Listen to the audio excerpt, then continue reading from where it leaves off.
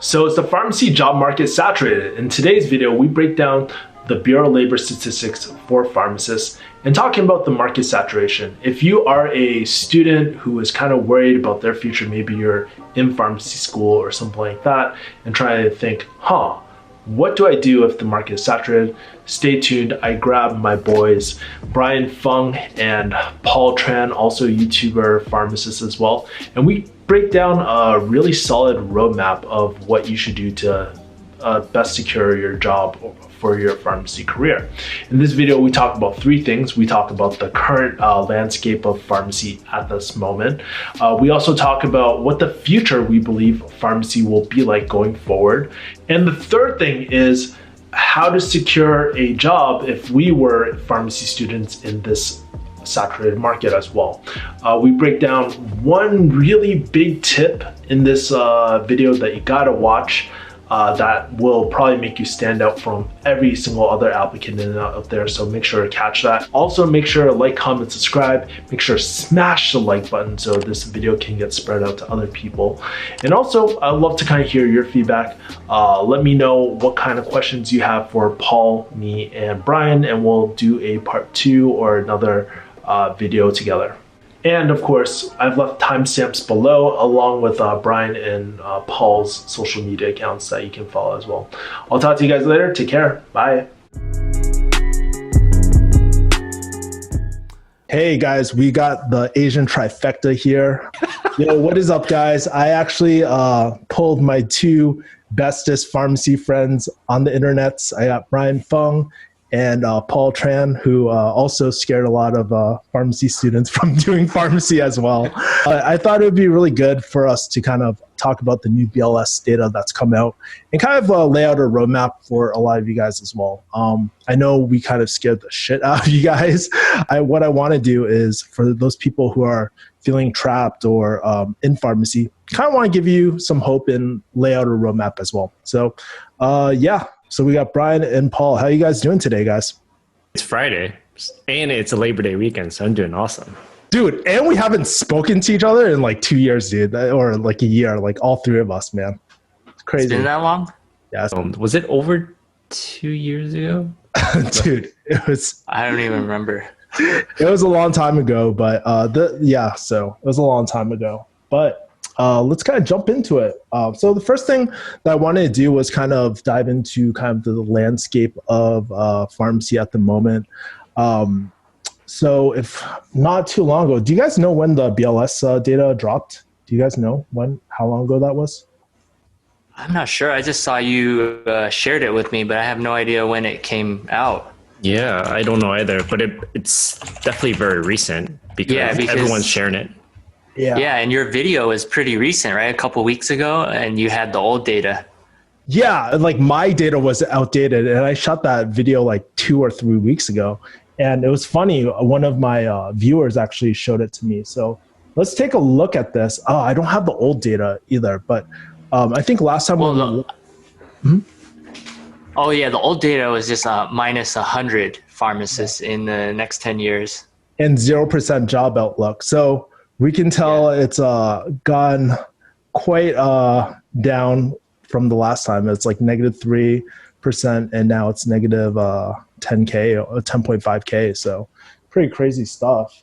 So this updates every year, I'm assuming, because I think I've seen people post old videos where it said the 10-year projection was like 2,000 jobs increase or 3,000 jobs increase, and that was like 2 or 3 years ago. Yeah, I think it's every year because I remember one posted last year too. I think I don't remember the other ones before that. That's the strange thing. I remember the other ones, and it was like 7%. Like because I took a screenshot of the BLS data as well, like from not the most recent time, but I took it from the last, like the previous two rounds ago. So it was like 7%. It was still showing job growth, but it kind of shows you how fast this data really moves in such a short amount of time. I guess like after seeing this, are you guys? I'm definitely not surprised because I mean, I projected that it was too conservative. So I thought it was going to be a lot worse than they said. Yeah. And now the data just proves what we were predicting anyway. So funny, in our group chat, Paul was like, called it. I was like, yeah, right. Yeah, not surprised. I mean, just the pharmacy job market in general, I think we all know is saturated. So, Yeah.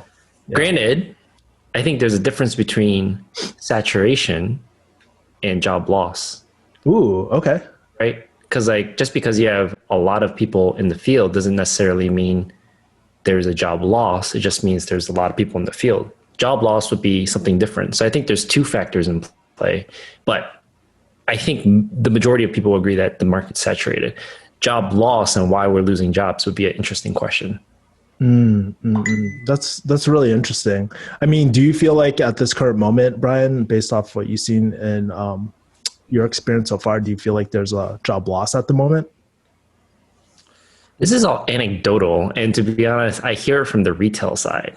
Like maybe 80 to 90% of my friends, which is not many friends. What's 80% times zero?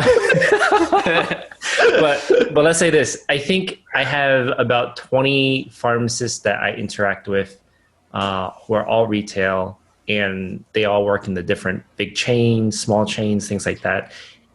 And things I hear from them is pretty crazy. So that's what I hear. So anecdotally from about 20 people, I hear that the market is tough out there, people getting laid off and things like that. So yeah, I don't know a lot of retail pharmacists, but from what I hear on the hospital side, there hasn't been layoffs per se, but there's been furloughs or retirement cuts. And in long-term care, I've seen one job loss. They just got rid of the position altogether because of the COVID situation. But I think it's also because they're becoming more automated as well. So they don't need as many pharmacists. So yeah, we're talking about like, I think when we had our group chat, we were talking about like the effects of automation in the industry as well. So I definitely like, I don't know, this is just my Miss Cleo prediction, but I definitely see like probably I wouldn't be surprised, I would say, if I saw an increase in job loss going in the future as well. But you know what's really crazy, Paul? Before I was preparing for this video and stuff, I was actually watching your older video on the pharmacy job market saturated, and it's so crazy your answer like just 2 years ago versus now. It's such a huge difference. I don't even remember what I said. What did he say? You said that if you're old like you talked about you haven't seen an old pharmacist before. That was the first point that you had, right? Do you remember that? Oh, okay. I kind of remember that now. And then the second thing was that saturation hasn't really affected your area. Do you feel like that's still the same thing going on in your area at the moment? I think with COVID, it definitely changed because now all the hospitals and clinics are like looking at their budgets and they have hiring freezes, and then any new positions that were kind of in the pipeline have been tossed to the side basically. Yeah. And I heard they have gotten rid of some intern positions just because they want to save some money, or they're just using interns purely as technicians, and they're not allowing them to train with the pharmacists because that's just fluff. Like, they're not replacing anyone. They're just kind of learning, and that they're just trying to save money that way and just using them as techs. Yeah. Just jump in real quick. 2 points. One point is like the whole idea of saturation, because obviously I work more in the hospital setting. Saturation's versus job loss. In the last few years, I have not seen people have job loss. I've probably seen more positions added on for pharmacists in the hospital setting. So that's one. Job saturation. I've always felt that there's job market saturation for clinical pharmacists in the hospital. I've always felt that. Even in the 2013 forecast, they predicted that there's going to be no shortage of clinical pharmacists because everyone's coming out with PGY2s, like critical care, ED being two very heavily saturated positions. When I was in training back in 2013, 2014, I was like, everyone coming out with PGY2s in those areas don't mean anything because it's still hard to get a job. In fact, like 2 or 3 years ago, I met a critical care pharmacist, PGY2 trained, that could not get a critical care job. And he went into informatics. But I don't think that's a surprise for those of us who work in hospital settings. Critical care is by far one of the most saturated fields. Again, doesn't mean job loss. It's just a lot of people go into critical care. So I don't think that is a surprise. Okay. Yeah, I'm really curious on how, if you've seen the trends on how many PGY1s and PGY2s have increased over the years, like how that will affect each graduating class from now. Is it going to become saturated? Is it already saturated with residency trained pharmacists? I mean, I don't know. It seems like each year it's a little tougher for them to find jobs right away. I mean, all the ones I've known have pretty much found jobs, but it takes them longer every year. Yeah. Yeah. Well, I guess before that is like going back to job loss.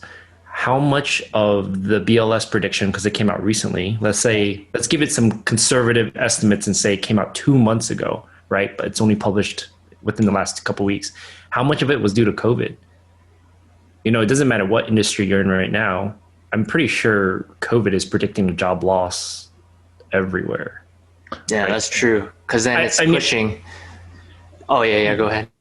You can undermine my point by looking at other professions. And I think we can all look at like the other healthcare professions that say there's a huge job growth. But I'm curious how much of that prediction was focused on COVID too. Because do you really think the government moves that quick though? In general with these sort of studies, I feel like there would be quite a bit of runway in terms of these, right?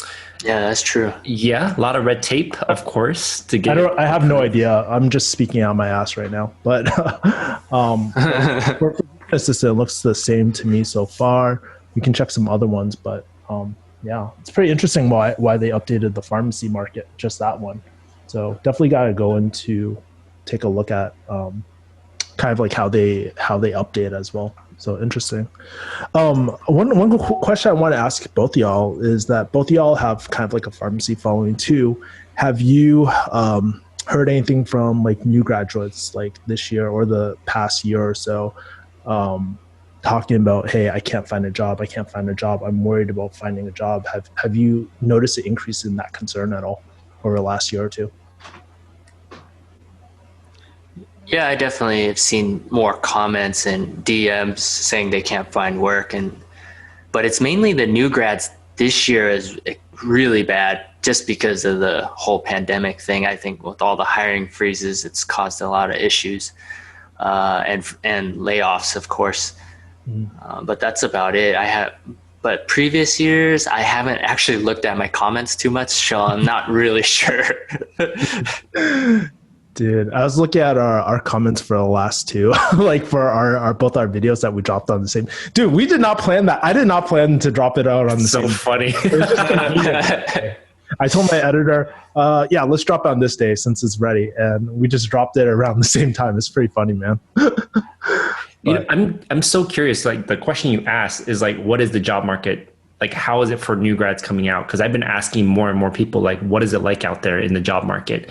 Yeah. So the first thing is like, our answers will probably be biased because it's based on who we know. And there's how many did they say? Like 300,000 pharmacists out there or something like that? Unless you pull the entire population of pharmacists or population of new grads, let's say.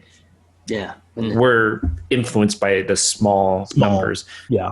But I'm curious what the numbers are between people who just graduate versus people who are PGY1 residents, PGY2 residents, people who graduate from a fellowship, going to industry, people who pursue other endeavors.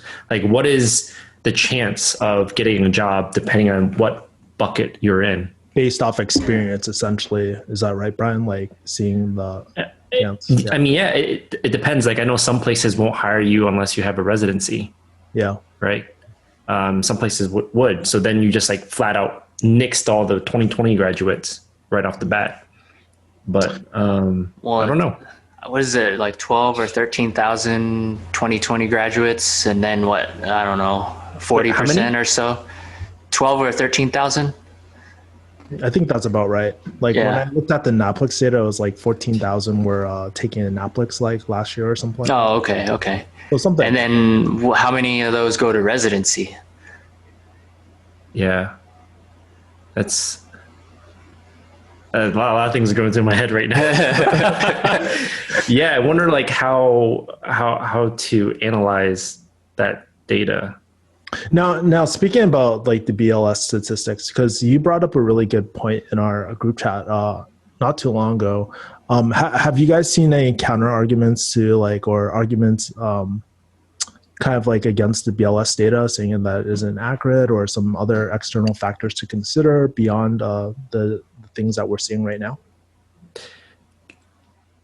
Yes, a lot, both sides. Yeah. And I think the most important thing is that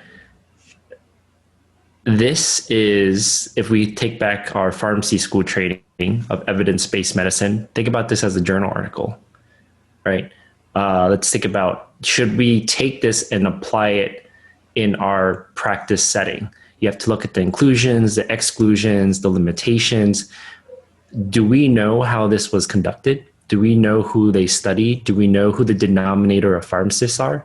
Do they know who we're predicting jobs as? Do they count my job, like an informatics pharmacist, as someone in here?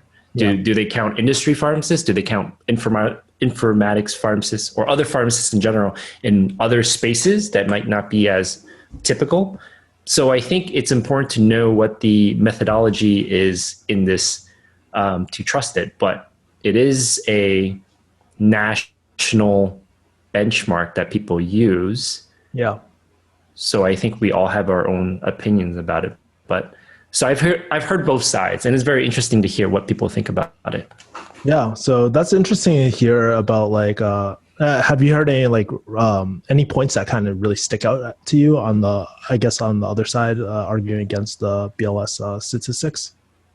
For me, I've just been hearing, oh, you can just pursue a non-traditional pharmacist job, like non-retail, non-hospital. I hear that a lot. And so people are recommending going into industry or just, doing something different, a little different than you normally would think about. But I don't think there's that many jobs in those areas to replace all the job losses in retail. So it's going to be interesting to see what happens in the next 10 years. Yeah, I think that's a good point from Paul, is like, that's the big thing I hear too, is that people can pursue these non-traditional positions. Granted, again, what is the definition of non-traditional positions? I mean, if it's like just informatics pharmacy or industry pharmacy, like what is that? Or are you adding all these other things? Like I have no idea what that denominator is, right? But to Paul's point, with non-traditional positions, I'll give you an example. One of the organizations I worked at, not that large, but it was like an 800-bed hospital. We had 40 pharmacist FTEs. Okay, 40 pharmacists. Let's say we tell people to go into non-traditional roles, and let's say we consider informatics a non-traditional role. Mm-hmm. 2 of those pharmacists were informatics out of the 40. How many non-traditional roles are there out there in the grand scheme of things? And actually, why don't we just do that real quick? So there's 321,000. Yeah, I mean, at my hospital, we have 1 informatics pharmacist. Yeah, so it's 0.05%. If we extrapolate, is this times... And we have, I don't know, you guys have heard of 340B programs? Yeah, so we have technicians running that program, and one of them's the 340B coordinator, and she's a technician making pharmacist wages. Holy crap. Because she's managing 340B analysts, and those technicians are making between 60 to 80K a year. Wow. That's really 40B is big. Yeah. What's really interesting is that we're starting to see like a few things. We talked about automation. While Brian's cranking up those numbers, we're seeing 16,000. 16,000. Okay. 16,000 informatics pharmacists using that extrapolation. Wow. But again, this is just from one organization, right? Right. Yeah. But it gives us kind of a good idea, or like a ballpark, I guess, at this point. Now, we talked about two things, right? Like we talked about, Paul, you brought up the 340B and technicians kind of running that program as well. So we're starting to see two things, like automation, right, from technology. And the second thing is also expanding roles of like of pharmacy technicians as well. I'm kind of curious for both of y'all. What do you feel like the future of pharmacy will be moving forward now, especially with this data, or for pharmacists as well? Like, what do you think the future of pharmacy holds? That's a very hard question. Yeah. I'll try to take a stab at it first. Well, or okay, Paul can take a stab at it first. I don't know. Okay, fine. I'll take a stab at it first. Okay. So, one, I'll say that my role has not been involved as much in traditional pharmacy aspects or pharmacy practice as much. I think only a couple people know, but most of my role has been more involved in the infection control world, public health and things like that. So I haven't been involved in direct pharmacy practice as much. I'm still a little involved, but just not as much. So the reason why I bring that up is because I'm not as knowledgeable as all the different areas of pharmacy that are growing. So other areas that may have more jobs in the future, right? Pharmacy growth. So that's one thing. So this is relevant because it's the future of pharmacy. So without knowing all these other practice areas, and some that I could think of off the top of my head is like the ambulatory spaces growing, mail order growing, industry growing, and quote unquote non-traditional rows growing. What I can say about the future of not necessarily pharmacy, but the future of healthcare is that we will likely be diving into an era of automation, specifically using technology like artificial intelligence. There's two big publications that came out last year, one from the National Academy of Medicine that talked about the role of artificial intelligence in healthcare, and one from ASHP that talked about the impact of artificial intelligence in pharmacy. So I think we're becoming more and more reliant on technology. And I think the future of pharmacy, what it's going to look like is it's not going to replace pharmacists, but that comes with a caveat. The caveat is that if you refuse to learn and adopt new technology, then there might be a chance that you're less likely to have a job because you don't know how to work in this new environment. What the National Academy of Medicine does a great job at, and the AJHP publication, is talk about how pharmacists need to evolve a little bit and start learning some of this new technology. And the National Academy of Medicine highlights some of the specific roles that healthcare practitioners can jump into to better adopt technology. So it depends how you look at it. This could be a huge job opportunity, or it could be a job loss. If you embrace technology and maybe up your skills, and I mean, you don't have to learn programming or anything. You just need to be aware of this, adopt to it, what kind of jobs come out from it. And you might have a great job. Or if you completely hate technology, refuse to work on a computer, something like that, you might not have. I'm kind of curious. Oh, sorry, Brian. I'm kind of curious, like, what were some of those roles that they mentioned in that article that you saw? Dang it, man! You gotta pull it. There's three. It's very vague. But I mean, I almost want to say it's like. Let me just. Why don't you guys talk? Let me just pull it up. Paul, let's throw the question at you. Like, what do you feel like the future of pharmacy would be moving forward, and how you believe the scope of pharmacy or pharmacy practice will change going in the future? Yeah, what Brian said is all very, very good points. And I pretty much think the same way. I'm not sure with this whole pandemic how the hospital systems are going to work out, just because of budgets and what the higher ups are thinking of doing. Sure. But I do see more pharmacy startups, like online pharmacies. And I feel like they're moving more towards that mail order or, phone-based app ordering. And I think that there'll be more contraction in the retail space. Obviously, we all know that. And with the pandemic too, it seems like they're pushing faster towards this new pharmacy world that we're going into. For long-term care, I don't know I think it'll just become more efficient and more automation as well. So not sure of much change there because it's already pretty much like a warehouse factory type style.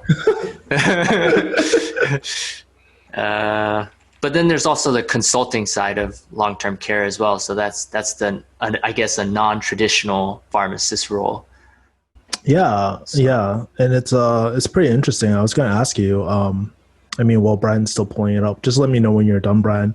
But in terms of the biggest opportunities right now you see in the moment, what are some big opportunities that you see, just out of speculation or at the moment? Just speculating. Maybe to look into look on LinkedIn and try to find these non-traditional pharmacists. And dude, how do you reach up a non-traditional pharmacist? I'm not. You can look into the medical science liaisons, MSLs. Informatics. Yeah. Found it. Okay, cool. Paul, do you want to continue yours real quick? No, you saved me. Okay. All right. So can I actually? You want to share screen? Yeah. Can I share? Yeah, you can share right now. You should have access. Can you see my screen? Yes, sir. Okay. So the three types are trainers, explainers, and sustainers. I don't know anything else beyond just that these three exist. So just read it here. Trainers teach AI systems how to perform, will require deliberate effort to evaluate and stress test them. AI systems can automate tasks and find patterns, but still require humans to provide meaning, purpose, and direction.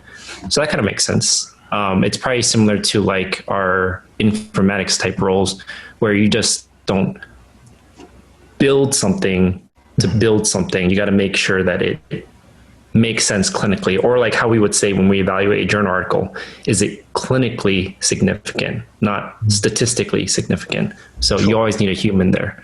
Yeah. Explainers, advancing AI algorithms often have a black box nature, making suggestions without clear explanations, requiring humans versed in both the clinical and application domains to explain how such algorithms can be trusted to drive practical decisions. So I don't even know how that really differs too much from trainers.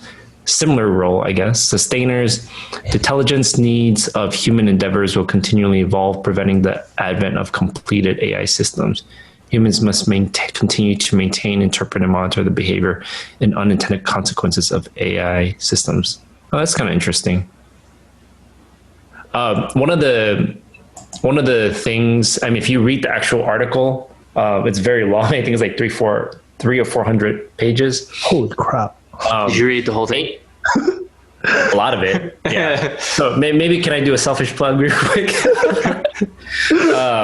The reason why I know about this is because I've been working on a book chapter on an international nursing informatics book over the last year. And I talk about the future of AI, the future of pharmacy in AI, but it's more catered towards informatics. So it's not necessarily the future of pharmacy practice. It's the future of informatics pharmacy more so. Yeah. But a big part of what they talk about is that AI, you can't just put AI on everything or deploy AI. It can be biased. Yeah. And there's a great book that talks about automating inequality, where if you have the incorrect inputs into AI, you're going to lead to very biased results and have really terrible outcomes is the best way I can explain it. But yeah. So we went down the AI rabbit hole, I guess. Oh, that's it. No more AI. That's it. Yeah. Yeah, but that's really interesting to see, because I've always suspected it. Like in my gut feeling, but it's kind of cool to see the articles and stuff behind the scenes as well. But I want to throw the question at you, Brian. Like, what do you feel like the biggest opportunities right now in pharmacy are? What do you feel like the most saturated sectors of pharmacy are as well? So maybe I'll start with the easy question. I think and suspect, given the supply of new grads, the competition of residencies, that the most saturation will be in retail, just from based on that alone. Yeah. That doesn't mean other areas are not saturated, by the way. For example, informatics is not a booming field. We are not like demanding new informatics pharmacists like we were before. So that's key. I'm not saying that retail is the only saturated field. That's probably the most saturated, followed by other areas, maybe like hospital, then other non-traditional a path. But opportunity-wise, I think there's a huge shift towards population health. I don't even know why that is, because the Affordable Care Act in 2009 actually was trying to accomplish this, but I'm surprised that it wasn't a more huge of a focus back then. So when I talk about population health, I talk about it's not just like focus on the patient in the hospital, but the patient getting discharged from the hospital, having visits with their primary care providers, but going even beyond that and saying, do they have access to transportation? Do they have access to good food? Are they living in a good area? Population health, that the health of the entire patient itself is not just medical care. Yeah. Like me and you are not seeing doctors 24/7. There's other things that impact health. I think the focus is going to be there. That's going to be the largest impact, not impact, the largest opportunity going forward. Anything that involves population health. Okay, that makes a lot of sense. And do you feel like pharmacists would kind of play a role in that, or not so much? Oh yeah, absolutely. I mean, there were so many ways. I don't even know where to start with that, but I'm also probably not able to articulate all the areas. But one of the easiest is that like people are on medications. Yeah. You know, transitions of care. There are so many gaps in the entire population on a day-to-day basis that could go wrong, where pharmacists can be involved. So Brian, do you think are you on the side of thinking that there'll be less jobs in the future, or are you on the side of, do you believe there's a lot of opportunities? So that's a good question. So the way I think about it, and I don't know if I'm trying to dodge your questions right now, but basically there's a class I took in my MPH program called Population Dynamics. And I think that's very important. Population dynamics talks about a population. Let's say there's 10 people in the population, right? You enter the population when you're born. I'm talking about general populations like a census, okay? So let's say there's 10 people in here. The only way the population will increase, which will be equivalent to new jobs, is if someone's born. The only way there'll be someone will leave the population is if they die. So job loss, right? Okay. So this is population dynamics is not that simple. It talks about how other factors can change what goes into the population. It's constantly shifting. But I think the biggest piece in answering the question about whether or not there'd be more jobs or less jobs in the future is, what does this population mean? Are you including pharmacists in your nebulous non-traditional paths? I don't think a lot of people know what those are. Like we're talking about now, I don't even know what defines a non-traditional pharmacist. If you include that, then I think there's a lot of different opportunities, but I don't know what that even entails. But I think that there will likely be a net loss more than a net gain of jobs, just because of, I guess, two big things. Well, actually, no, COVID's, I guess you can say temporary-ish. I don't even know when it's going to end. Yeah. Yeah. But I think technology is going to be very disruptive, not to just pharmacy, to every single industry in some way, shape, or form. That I think that the long term is going to be a net loss for some period of time, not forever. It's not like it's going to be a loss until there's no more pharmacists out there. Yeah. Something's going to happen. I mean, there could be perhaps a huge realization that pharmacists are needed in this technology, which they are, but I don't know how large that need is. And perhaps the need, as we get better in learning it, will be a net gain of jobs. I have no idea. Yeah. No one but really right now, knows. I think it's no one really knows. But for the immediate future, I think it's going to be a net loss. Yeah.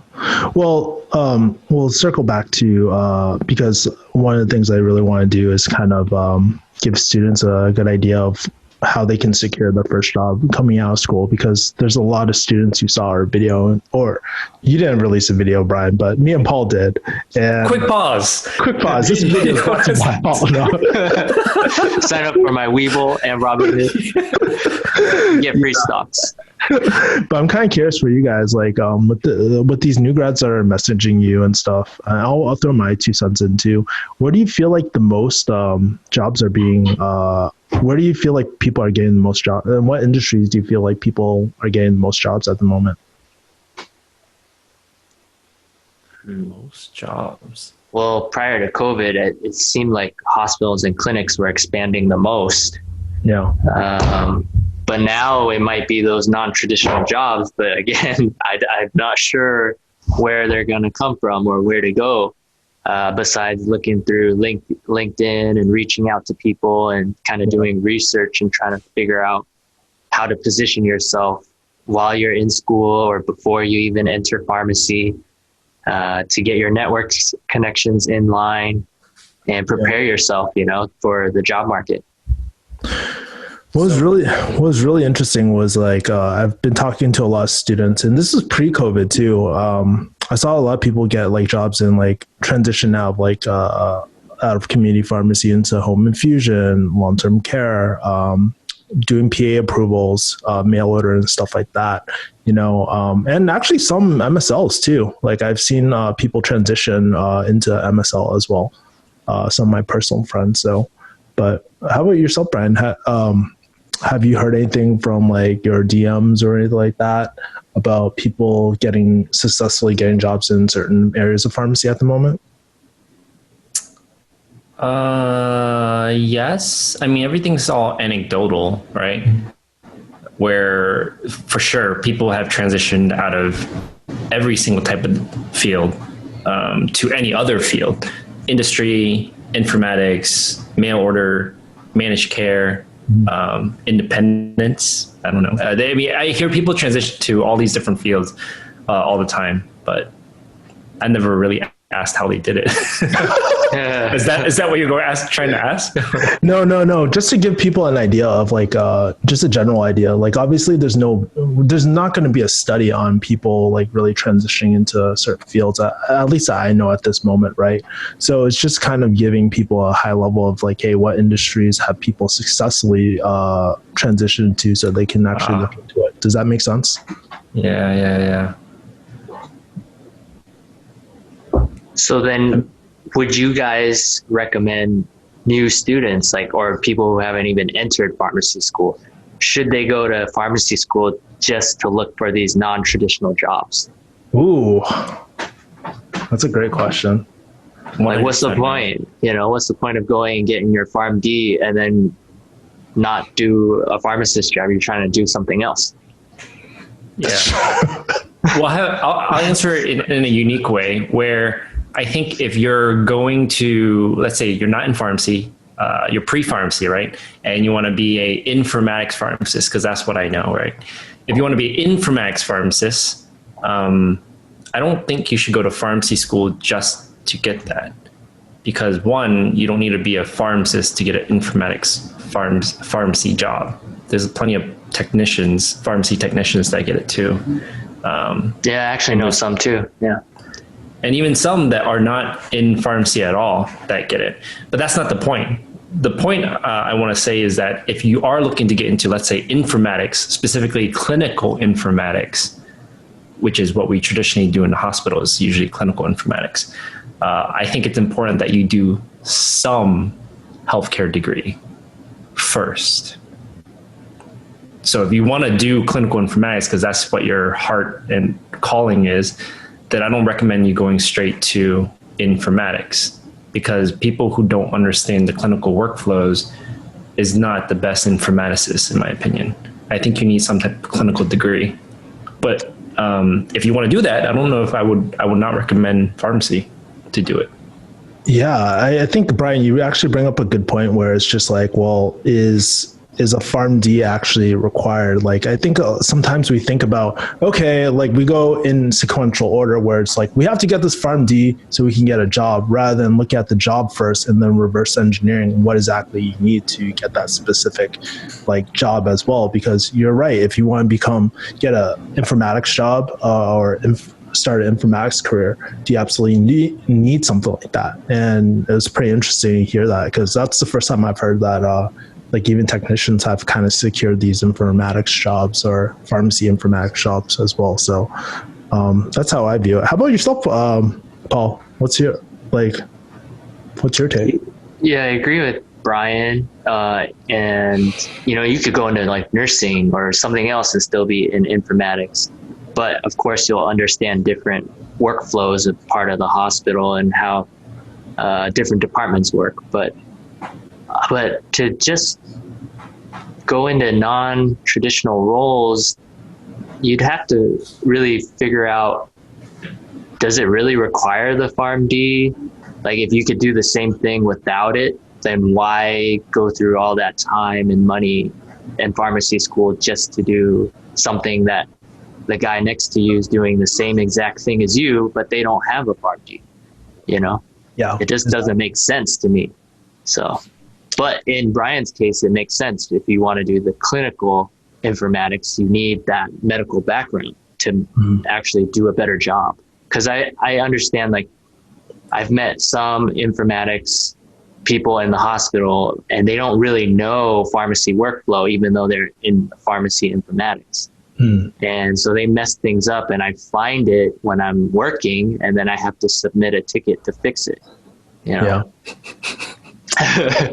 You should just be the tech lead, man. The pharmacy informatic tech lead. Stupid Quick joke. pause. This is sponsored by Tech Lead. Yeah, stupid joke. Yeah. Anyways, so I want to go to my third question, I guess, right?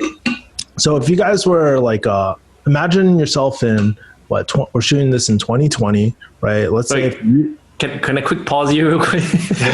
Quick pause me about... No, quick, but it's not advertisement, I swear. The quick pause is that informatics is not just clinical informatics.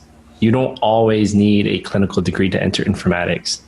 There is many informaticists that have zero clinical background.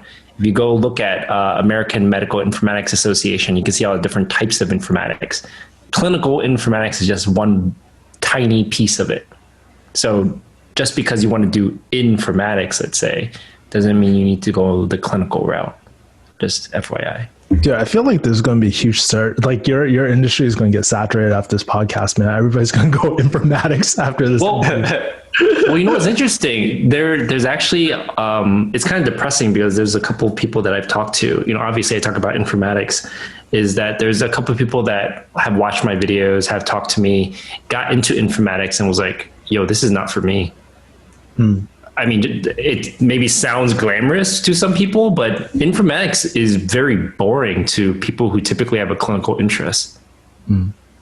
So, yeah, I don't know if people get saturated because people who like clinical stuff, who like patient interaction, there's not a lot of that in informatics sometimes. So great for a burnt out retail pharmacist. Okay.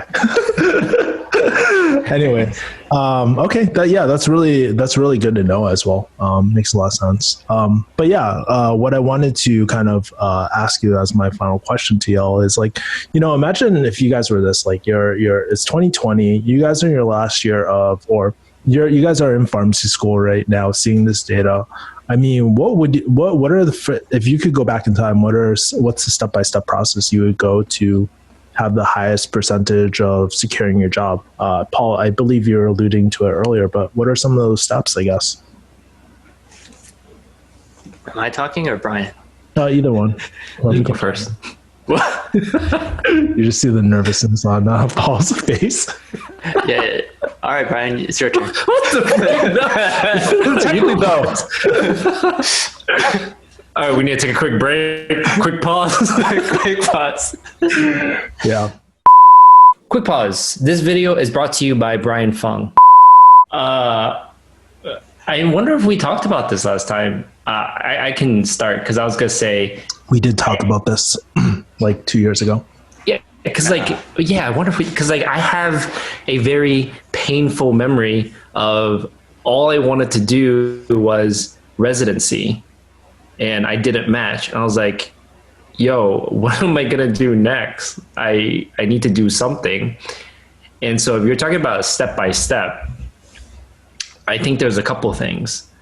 The first thing is you need to find some way to differentiate yourself amongst the masses, whatever that means. I mean, it could be whatever, but it doesn't mean, let's say informatics, go find a programming skill to differentiate yourself. No, pick something that you're passionate about. Let's say you want to do, I don't know, industry, and find some skill set in industry that would be unique if you had it.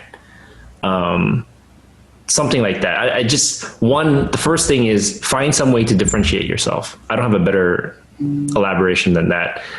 The second thing is, networking, right? When I found myself in that position of not having matched, there was that 2-week span where I was like, I have no idea what I'm going to do, because I wasn't even planning on scrambling. So I was applying to jobs everywhere, but I didn't hear back from anyone. 0 people.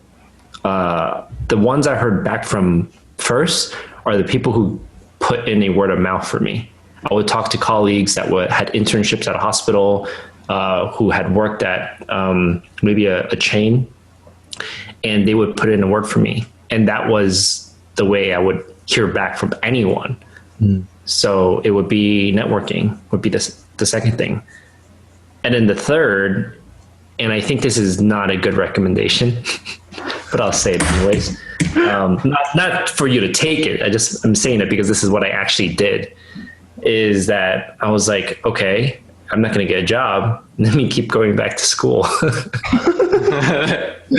So I was looking for MPH programs and PhD programs to do afterwards. It didn't happen because I ended up scrambling for a residency, but I feel like that's very common in America. If you fail at some point in time, you go back for a degree.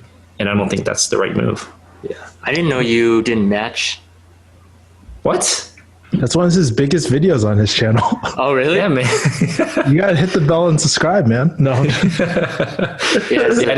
I didn't match, but I ended up scrambling for my PhD where I won afterwards. And a big thing from that video that I don't even know if I talked about it in the video, but what I realized in that video was that it doesn't matter what you have on paper, because on paper I think I was like a pretty good student, but no one cared how good of a student I was. And it was how I got that interview afterwards was because I got 2 interviews. One was a place that I applied earlier, which means I was on some internal list because I had applied, so they knew who I was. And then the other one was because I did rotations with them for 3 months. So they knew who I was already. So networking, connections is like the name of the game. I can't stress networking enough. Yeah, I would say networking is definitely the most important. And then second would be the differentiation, like certificates or something that you have a skill that other students might not have. But yeah, CPR certification. Yeah, CPR. Yeah, for sure. Old joke. That was so 2018 or whenever we shot that video, Brian. And then, so when I was in school, how, like you jogged my memory there, Brian, is I set it up where I applied for residency. I didn't match. And then I also had set up my rotations where I had a little bit more heavy on the retail side because I had no experience in retail at all. And that was going to be my last resort in finding a job back then. And I already had some connections in hospitals, so I wasn't too worried about that area. And so I had talked to my manager, like, hey, you know, can I stay on per diem after I graduate? And it actually happened at a good time when Epic was converting over to Epic. And so everyone was stressed out. There was 3 people on like maternity leave. So they're like, okay, just leave Paul on as per diem because he's already trained. But normally they don't take anyone without a residency. So I got lucky to stay on. And then I reached out to a Walgreens manager who I had done a rotation with. And he recommended me to the manager at a long-term care pharmacy. And that's how I got my first full-time job as a pharmacist. And then when I added on my second and third, my second and third hospital job, it was also through my classmates that recommended me. So all of it was through networking. So yeah, and I think it's a lot more than just networking, because like when I'm listening to each of your stories, it's a lot more than just a casual like, hey, send a LinkedIn request and accept. I mean, that's technically networking, but really essentially what it that sounds is like not networking. Technically, it's networking in your social network. Huh, Brian? No, so like, I think maybe that's just to finish my thought for a second. My bad. I'll let you go. Yeah. So like the thing is like what people don't realize, like true networking, or I hate the word networking, but it's really essentially building those relationships, because it sounded like you planted those seeds. It wasn't just like last minute, week before I need something, bam. No, those were planted a long, long time ago. What were you going to say, Brian? Or that's exactly what I was going to say. Networking is probably the incorrect term to use, but I mean, it's the term that's most widely recognized too, but it's 100% not networking. Please don't just like go up to someone, send them an email, add them to LinkedIn, send them a message like, yo, can you recommend me? Because you know what? That happens all the time. Yeah. Do not do that. Like, that is so unprofessional. I have no idea who you are. I'm not going to recommend you for a job. Like, that is so inappropriate. That is, no, never mind. I'm going to get on a rant. You got burned, Brian? You got somebody do that to you? Are those annoying? People do that all the time. People do it all the time. That is not how you network. Yeah. Network does not mean to do that. Networking is just like what you said, Kevin. It's actually one of your videos that talked about it before too. I remember watching about how networking is not doing that. It's building relations with people over time, not expecting anything in return. That's why the best networking in my opinion, is in your years in pharmacy school. A lot of those people in pharmacy school, whether it's your classmates or those above you or those below you, will be your colleagues, could be your boss one day, could be your hiring manager, and it could be the word of mouth that gets you in somewhere. Like that's good, because you're going to be partying with those people. That is true. That's the homie hookup way, I guess, right? Yeah, that's real relations. You're partying. Gotcha. No, I don't endorse that. Just wait for ASHP midyear to be in Vegas and all you do is party. No, just kidding. Yeah. Oh, and I forgot, I did another thing that not a lot of people know is that two of my classmates helped me get an informatics job at a hospital. And I turned it down because they got back to me 6 months later after I had already taken a different position. So I didn't want to burn that bridge and quit my new job right away. So yeah, it was basically at my intern hospital. And so I didn't want to, they've been loyal to me this whole time. So I didn't want to break that relationship. Wow. That's not what Chris Brown says. Yeah. Was this when you graduated?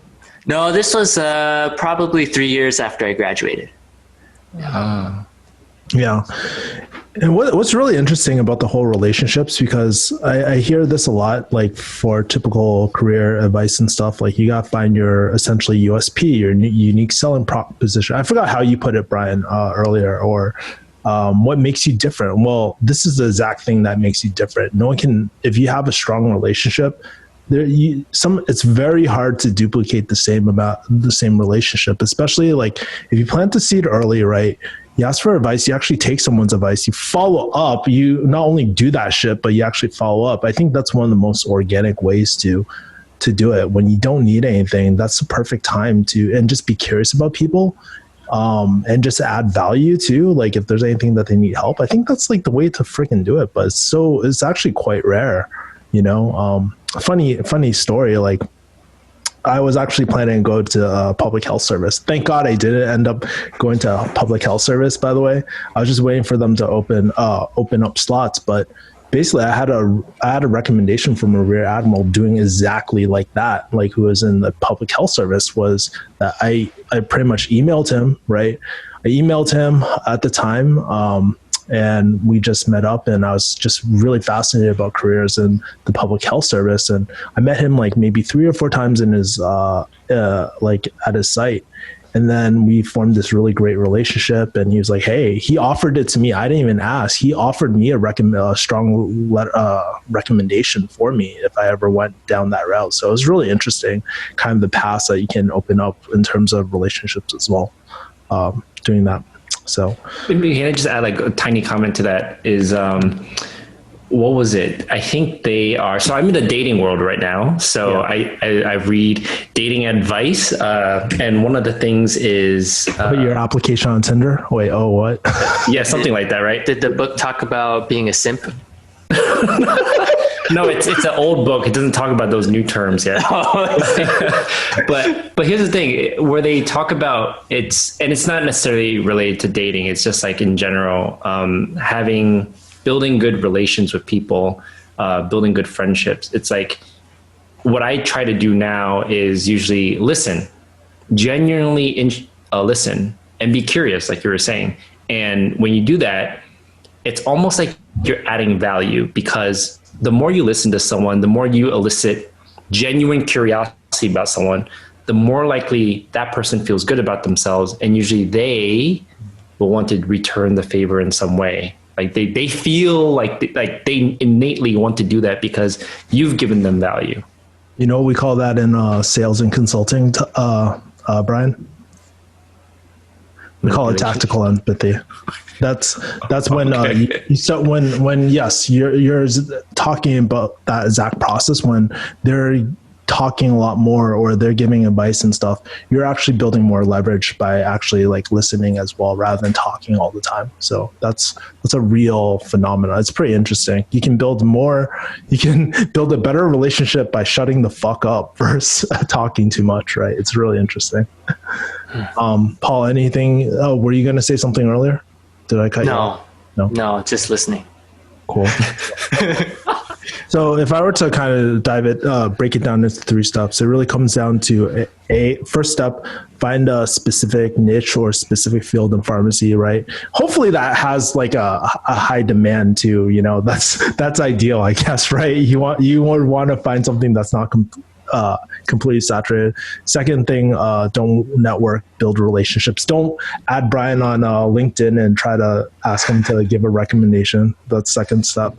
And really the third thing is just listen and add value in some sort of way, whether that's actually taking their advice, helping them with a project or something like that as well. I mean, does that sound about right so far? Anything you want to add to that framework that we've talked about so far? I would like to figure out like some way to add something even more concrete. Sure. Because it's like so hard because, to come out with a lot of money in loans, not find a job, people feel very lost, right? Yeah. And I don't even know if this is even going to help, but I was just thinking as you guys were talking about different examples, especially Paul with the different connections, I was going to say some of the things that have helped me personally, and I want to share some of those things which are now outdated, but essentially there are certain things you can do that can get you in the door. I think that's what I want to talk about, because you two talked a lot about the things that will keep you in the door, but there are some other things that maybe you can do to get in the door as well, which, to give you an example, back in 2011, 2012, so this is a long time ago, one of the ways to differentiate myself was to build a website. And that website contained my professional stuff, my rotations I've been on, the presentations I gave, the projects I've done, and it's all downloadable. So people can actually go and see my work. I'm not just there talking about it, but it set me apart is what I'm trying to say. Yeah. People are like, oh, you have a website? That's unique. And the other thing was, nowadays, everyone has this, but my business cards were not just business cards. They had QR codes. And so when you scan your phone back then, or you scan it, it will take you to my website. So when I was passing out those cards in 2012, people were like, what is this? It's just different. You know what I mean?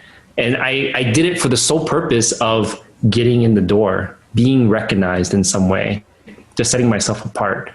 But I'll even go further back and talk about like pre-pharmacy. I was like, I'm not a smart guy. I can't compete with people who were getting into pharmacy school. Back then, the acceptance rates were so hard. I got rejected the first time I applied to pharmacy school, right? So I focused on one way that I knew that would separate myself on PCATs, because my PCAT was terrible. I focused on what everyone else failed at. Everyone in PCAT would probably naturally be good at biology, chemistry. But when you look at the averages, the math scores were lower. So I focused all my time on math.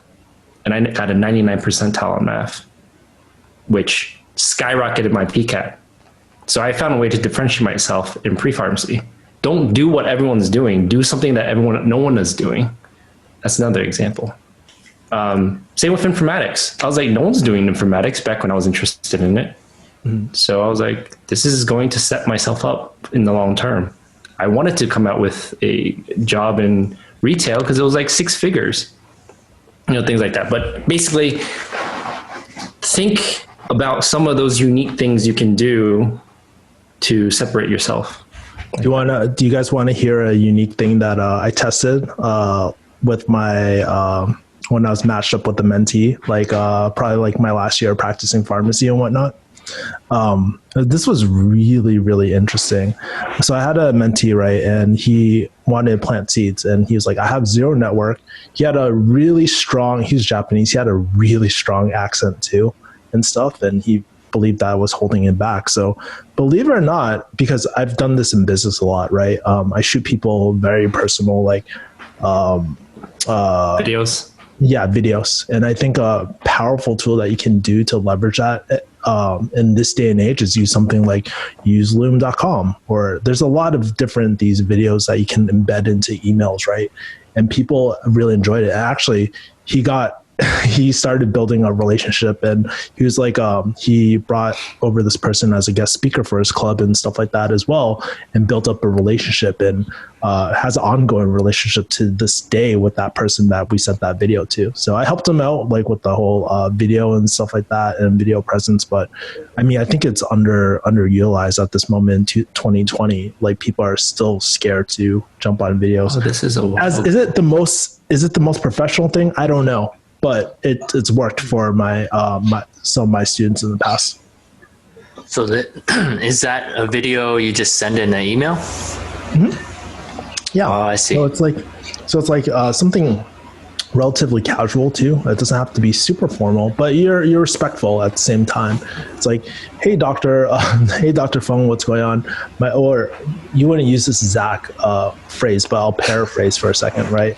Like, comment, subscribe, quick pause. No, it's like saying like, hey, I'm actually a pharmacy student at XYZ University. I saw that we both went there.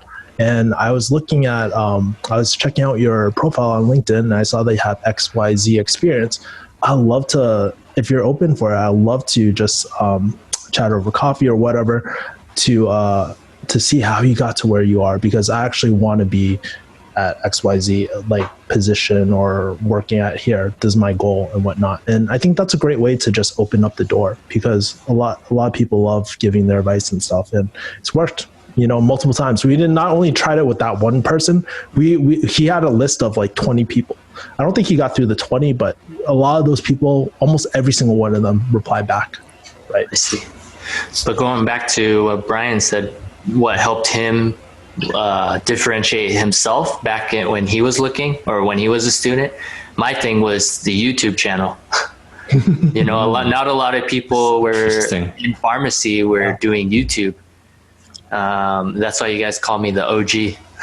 The OG. I used to watch your pharmacy videos in pharmacy. So meta. Yeah. I still remember. I was like, "Who the hell is this guy?"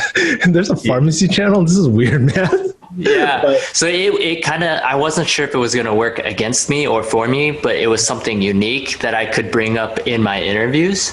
Yeah. And they would just be like, oh, they were kind of surprised. But nowadays, I mean, I interviewed about a year and a half ago, and they weren't really that impressed. Yeah, they were just like, oh, okay. But they didn't, it's like become a norm. So yeah, that's interesting. Did you do it just to differentiate yourself? No, I did it because I struggled as a student trying to find this information, like to apply to pharmacy school. There wasn't a lot of good information out there. I used Student Doctor Network and Pre-Pharmacy Club, but I didn't feel like there was anything on YouTube that would help me, and so I wanted to share my experience for other students.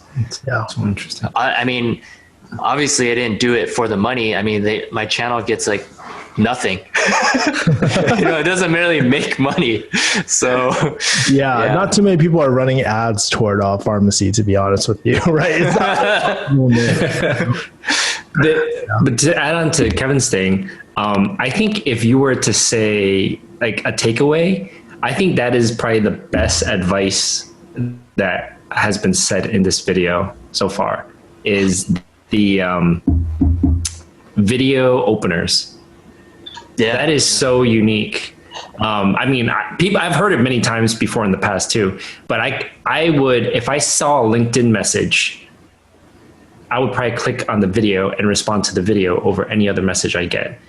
And I think like that is one of the best takeaways. Now I'll play devil's advocate too. The devil's advocate is that given COVID, everyone is doing like something unique online. So I wonder how many people are going to start doing videos. But I think a video opener is probably one of the best tangible, concrete advices you can give to people who are looking for a job.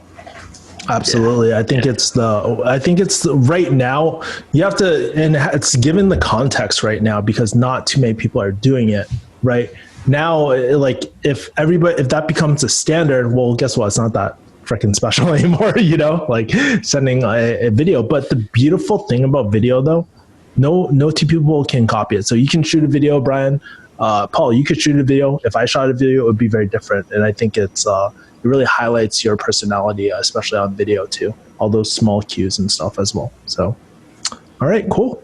Awesome. Anything you guys want to add before we wrap up? Quick pause. Sign up for my Robinhood and Webull. I actually got some people signing up, but not too many. Yeah, I had maybe five or six. Yeah, I'm surprised. I'm really surprised. Oh my God, that's so crazy. I should have pitched something, but damn, it did slip my mind, man. I was just like in the pharmacy mode. Well, anyways, Yeah, I guess like before we sign off, I guess off this video, I guess, is there any like last advice or words that you want to say to anyone who's in pharmacy school right now who is kind of like facing this job saturation? Any last advice or anything like that you want? I guess if you're thinking about going into pharmacy school, you're not already in it, you should really, think about it in the financial aspect before you get into it, because you need to calculate how much you're going to owe when you finish and how that'll affect how you want to live your lifestyle going forward. Because a lot of people can get crippled financially the first 10 years or so in their post-pharmacy career, especially if you're getting decreased wages that I'm hearing about in retail around 80K, 90K a year. And that's not really good if you have a 2 to 400K in debt, depending on your situation. And then if you're already in school, then, just do what we talked about in this video. There are opportunities out there. You just got to work harder to get to what you want to, what your goals are. So Forces everyone to be a better candidate or better pharmacist at the end of the day too. So that makes sense. Cool. Brian, anything else that you want to add that you haven't said already? If you were to sum up my entire pharmacy school, it would be something that I learned from a colleague, which I'll give a shout out to him and his dad, Ryan Holmeschild and Mark Holmeschild. They were very pivotal in my pharmacy school training, because what they taught me was something as simple as it's not what you know, it's who you know. So if you're interested in informatics, it doesn't mean go learn all the programming skills out there to differentiate yourself. It means figure out a way to spend your time and network appropriately. Build relations in pharmacy school. Take advantage of that. That's probably the main thing. All right. So closing out everything, make sure to like, comment, subscribe, hit the like button, and also follow Brian and follow Paul too. Brian, you still post, right? Every once in a while? No, you post. You've been posting more recently. Oh, I hate it on mute. Maybe I just haven't hit the bell button on your page or anything. And I sporadically post. No, but you drop fire. Dude, you have such high engagement on your videos. I love it, man. I follow your analytics because I'm a marketing nerd, so. You know my analytics better than me. But the one thing that we'll ask you guys who are listening to this is, hey, drop a comment below. How are you feeling about the pharmacy job market? What are some major questions that you have that we can help with? And maybe we can try to get the trifecta back together again, and maybe not do it in 2 years, but answer some of your questions too if they're open. So that's pretty much it. Make sure I'll leave links for Brian and Paul below, and I'll see you guys next time. Take care. Peace. Quick pause. This video is brought to you by Paul Tran.